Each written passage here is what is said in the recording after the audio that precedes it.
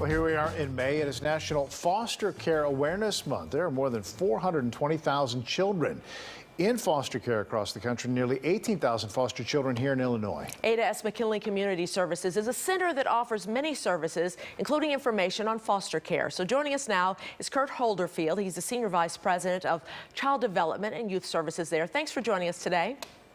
Thank you so much for having me. Hard to believe there's so many kids in foster care. What can you say to encourage someone to be a foster parent? Well, the need is great. It's as great now as it's ever been. We have seen at Ada S. McKinley a 33% increase in the number of kids coming to our center needing foster care services. And this has been ongoing throughout the pandemic and is anticipated to continue on through next year. Not only in Chicago, but statewide. We are always looking for foster parents, but there's a great burden right now for new homes to meet this growing need. And of course, you know, it's been difficult during the pandemic to recruit foster parents, and understandably, many people have been hesitant to have kids come into their homes. But we are very hopeful with this increase, and now with the opening back up of the state and vaccines being available, that more people will step forward and to provide a temporary, loving, safe home to a child in need. So many children are coming from places of abuse and neglect, and you spoke about the recruitment sometimes being difficult for some families. Can you tell us how you prepare them to understand the needs that they would serve? I understand you offer classes. Tell us about that. Yeah, so anybody who's interested in becoming a foster parent with Ada S. McKinley, we always ask them to attend one of our orientation sessions. They're held twice a month, actually, virtually.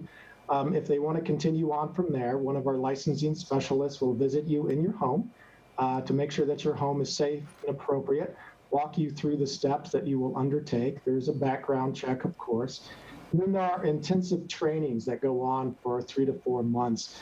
We want to make sure that everybody that comes to our agency to be a foster parent is prepared and ready to be successful once that child comes into their home. What is the likelihood that someone is a foster parent and they want to adopt?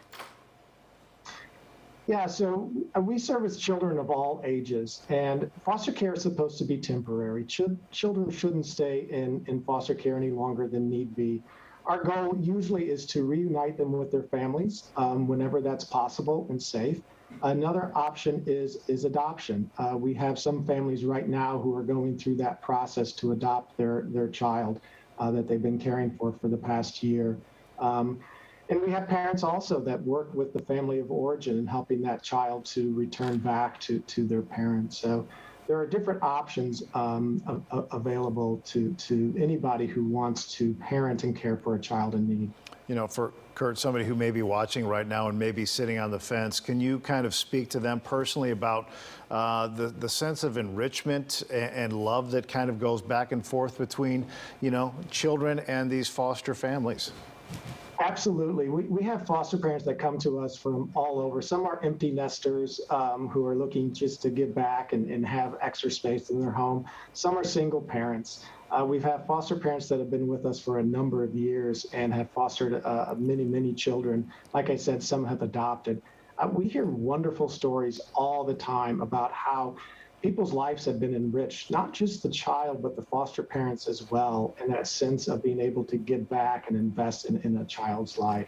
The children that we care for are children of circumstance. They don't choose to be in foster care. They want a childhood just like any other child, to be safe and to have fun and to laugh and to go to school and to have friends. And to be able to give that to a child who doesn't have that at that moment, wow, what a great experience. Kurt Holderfield, thank you so much with Ada S. McKinley Community Services. Be safe, be well. Thank you so much for having me on. Thank you.